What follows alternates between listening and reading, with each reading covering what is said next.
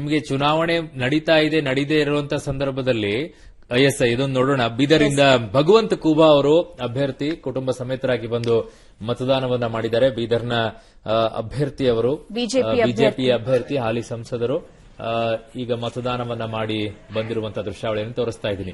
ನೀವೆಲ್ಲ ಹೇಳ್ತಾ ಇದ್ರಲ್ಲ ಈಗ ಸಮಸ್ಯೆಗಳಿದೆ ಅಂತ ಹೇಳಿ, ಜನ ಚುನಾವಣೆ ಇಲ್ಲದೆ ಇರುವಂತ ಸಂದರ್ಭದಲ್ಲಿ ಇದೆಲ್ಲ ನೋಡ್ತಾರೆ. ನಮಗ ಆ ಸಮಸ್ಯೆ ಈ ಸಮಸ್ಯೆ ಈ ಸಮಸ್ಯೆ ಅದೆಲ್ಲ ಓಕೆ. ಬಟ್ ಈಗ ಚುನಾವಣೆ ನಡೆಯೋ ಸಂದರ್ಭದಲ್ಲಿ ಯಾವ್ದು ತಲೆನೇ ಕೆಡಿಸ್ಕೊಳ್ಳಲ್ಲ.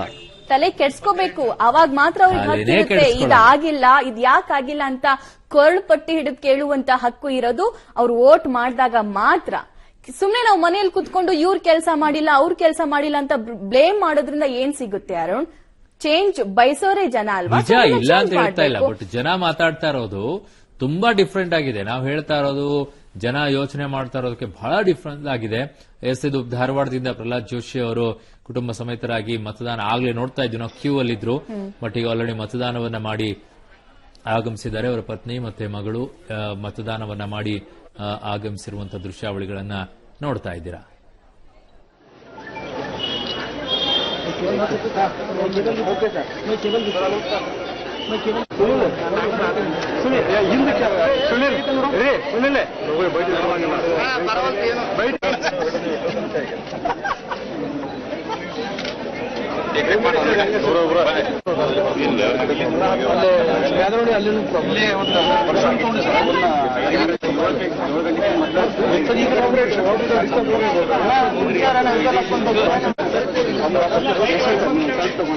ಸರಿ ಸರ್, ಒಂದು ನಿಮಿಷ.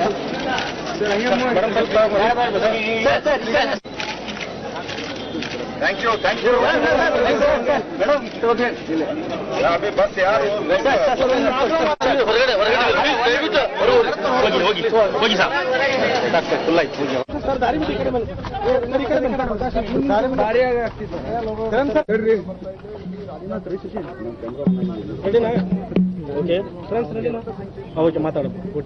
ವೋಟಿಂಗ್ ಹಾಕಿದ್ರಿ, ಹೇಗನ್ಸುತ್ತೆ? ತುಂಬಾ ಖುಷಿ ಆಗ್ತಿದೆ. ಆಮೇಲೆ ಇಷ್ಟು ಜನನ ಇಷ್ಟು ಬೇಗ ಇಲ್ಲಿ ನೋಡಿ ತುಂಬಾ ಖುಷಿ ಆಗ್ತಿದೆ. ಬಿಕಾಸ್ ಎವ್ರಿ ಟೈಮ್ ಜನರ ರೆಸ್ಪಾನ್ಸ್ ಅಷ್ಟು ಚೆನ್ನಾಗಿದ್ದಿರಲಿಲ್ಲ compare to this time every elections ಅಲ್ಲಿ. ಬಟ್ ಇಷ್ಟು ಜನನ ಇಲ್ಲಿ ನೋಡಿ ನಂಗೆ ತುಂಬಾ ಖುಷಿ ಆಗ್ತಿದೆ. ಎಲ್ಲ ಬೂತ್ ಅಲ್ಲೂ ಇಷ್ಟು ಜನ ಅಂದ್ರೆ ಇನ್ನೂ ಹೆಚ್ಚು ಜನ ಬರ್ತಾ ಇದ್ದಾರೆ ಅಂತ ಕೇಳ್ಪಡ್ತಿದೀವಿ. ಸೊ ತುಂಬಾ ಖುಷಿ ಆಗ್ತಿದೆ. ಎಲ್ಲರೂ ನಮ್ಮ ಫ್ಯಾಮಿಲಿ ಎಲ್ಲರೂ ಬಂದು ವೋಟ್ ಹಾಕಿದ್ವಿ. ಮಮ್ಮಿ ಡ್ಯಾಡಿ ಮತ್ತೆ ನನ್ನ ತಂಗಿ ಎಲ್ಲರೂ ಬಂದು ವೋಟ್ ಹಾಕಿದೀವಿ. ನನ್ನ ಕಸಿನ್ಸ್ ಇಲ್ಲ, ಫಸ್ಟ್ ಟೈಮ್ ಇಲ್ಲ. ನಮ್ಮ ಡ್ಯಾಡಿಗೆ ಸೆಕೆಂಡ್ ಟೈಮ್ ಆಲ್ರೆಡಿ ಹಾಕಿದ್ವಿ. ಸ್ಪೆಷಲ್ ಎಕ್ಸ್ಪೀರಿಯನ್ಸ್ ನಿಮಗೆ, ತಂದೆ ವೋಟ್ ಹಾಕಿದ್ರಿ? ಹಾ ಹೌದು. ಹೇಗೆ ತಂದೆ ವೋಟ್ ಹಾಕಿ? ಅದೇ ತುಂಬಾ ಪ್ರೌಡ್ ಫೀಲ್ ಆಗ್ತಾ ಇದೆ.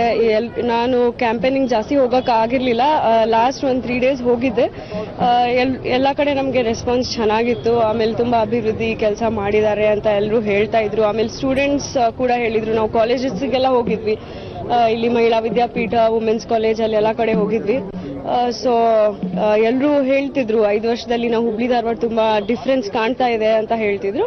ಸೊ ನಂಗೆ ತುಂಬಾ ಪ್ರೌಡ್, ಹೆಮ್ಮೆ ಫೀಲ್ ಆಗ್ತಾ ಇದೆ.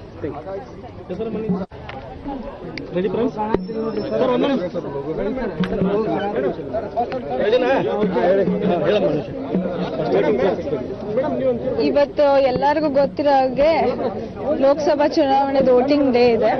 ಸೊ ಎಲ್ಲರೂ ಫಸ್ಟ್ ಬಂದು ಇವತ್ತು ವೋಟ್ ಮಾಡಬೇಕು ಅಂತ ಕೇಳ್ಕೊತೀವಿ.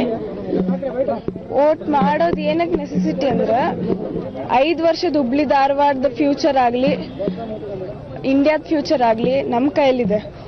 ವೋಟ್ ಮಾಡಿದ್ರೆ ನಮ್ಮ ಹಕ್ಕು ನಮ್ಮ ಕೈಲಿರ್ತದೆ. ನಾವು ನಮ್ಮ ಕೆಲಸ ಸ್ಯಾಟಿಸ್ಫೈ ಆಗಿಲ್ಲ ಅಂದ್ರೆ ನಮ್ಗೆ ಆ ಕ್ಯಾಂಡಿಡೇಟ್ ಕೇಳೋ ಹಕ್ಕಿರ್ತದೆ. So every one should must vote ಅಂತ ನಾ ಹೇಳ್ತೀನಿ. ಹಾ, ಡ್ಯಾಡಿಗೆ ಫಸ್ಟ್ ಟೈಮ್ ವೋಟ್ ಹಾಕಿರೋದು. ಖುಷಿ ಅನಿಸ್ತದ. ಆಮೇಲೆ ಇನ್ ಸಮ್ ಕಾರ್ನರ್ ಎಲ್ಲೋ ಒಂದ್ ಚಿಕ್ಕ ಕಾರ್ನರ್ ಅಲ್ಲಿ ನಮ್ ಡ್ಯಾಡಿಗೆ ಸಪೋರ್ಟ್ ಮಾಡೋ ಎಲಿಜಿಬಿಲಿಟಿ ನನಗ್ ಬಂತಲ್ಲ ಅಂತ ಒಂದ್ ಖುಷಿ. ಅನುಷಾ.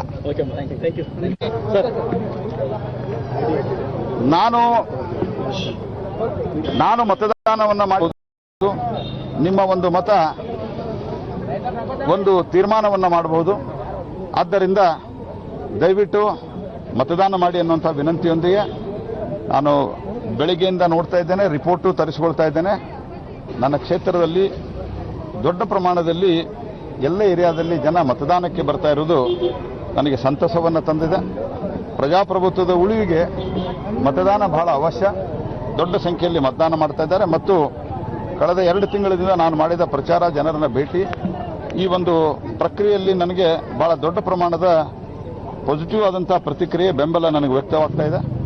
ಹಾಗಾಗಿ ಶ್ರೀ ನರೇಂದ್ರ ಮೋದಿ ಅವರ ನೇತೃತ್ವಕ್ಕೆ ಜನ ಮನಸೊತ್ತಿದ್ದಾರೆ. ಅವರಿಗೆ ಮತ್ತೊಮ್ಮೆ ಅವಕಾಶ ಕೊಡಬೇಕು ಅನ್ನುವಂತಹ ದೃಷ್ಟಿಯಿಂದ ಮತ್ತು ಈ ಕ್ಷೇತ್ರದಲ್ಲಿ ಅವರ ಸರ್ಕಾರ, ಮೋದಿಯವರ ಸರ್ಕಾರ ಬಂದಾಗಿನಿಂದ ಅದ್ಭುತವಾದಂತಹ ಕೆಲಸಗಳಾಗಿರೋದ್ರಿಂದ ಜನ ದೊಡ್ಡ ಸಂಖ್ಯೆಯಲ್ಲಿ ಭಾರತೀಯ ಜನತಾ ಪಾರ್ಟಿಯ ಪರವಾಗಿ ಮತವನ್ನು ಚಲಾಯಿಸ್ತಾರೆ. ನಾನು ಅತ್ಯಂತ ದೊಡ್ಡ ಅಂತರದಲ್ಲಿ ಗೆಲ್ತೇನೆ. ಯುವ ಮುಖಂಡನೊಬ್ಬನು ಬೂತ್ನ ಒಳಗಡೆ ಹೋಗಿ ವಿನಯ್ ಕುಲಕರ್ಣಿ ವೋಟ್ ಮಾಡೋದನ್ನ ಪೂರ್ತಿ ವಿಡಿಯೋ ಮಾಡಿಕೊಂಡು ಸ್ಟೇಟಸ್ ಹಾಕಿ ಸಾಮಾಜಿಕ ಜಾಲತಾಣಗಳಲ್ಲಿ ಹರಿಬಿಟ್ಟಿದ್ದಾರೆ. ರಜತ್ ಉಳ್ಳಾಗಡ್ಡಿ ಮಠ ಇದು ಚುನಾವಣಾ ಅಧಿಕಾರಿಗಳು ಸುಮ್ಮನೆ ಇದ್ದಾರೆ. ಸರಿನಾ ಇದು? ಅವರನ್ನ ಬಂಧಿಸಬೇಕು ಇಮಿಡಿಯೇಟ್ಲಿ. ಆ ರೀತಿ ಮಾಡುವಂತವ್ರನ್ನ ತಕ್ಷಣ ಅವ್ರನ್ನ ಬಂಧಿಸಿ ಕ್ರಮವನ್ನು ಕೈಗೊಳ್ಳಬೇಕು. ಆ ರೀತಿ ಯಾರೇ ಮಾಡಿದ್ರು ಅದರಿಂದ ಮತದಾರರ ಮೇಲೆ ಪರಿಣಾಮ ಆಗೋದಿಲ್ಲ. ಆದರೆ ಪ್ರಜಾಪ್ರಭುತ್ವಕ್ಕೆ ದ್ರೋಹ ಬಗದಂತೆ ಗೌಪ್ಯತೆ ಕಾನೂನೇನಿದೆ ಅದನ್ನ ಉಲ್ಲಂಘಿಸಿದಂತೆ ಅವರನ್ನ ತಕ್ಷಣ ಬಂಧಿಸಬೇಕು ಅನ್ನುವಂಥದ್ದನ್ನ ನಾನು ಆಗ್ರಹ ಮಾಡ್ತೇನೆ.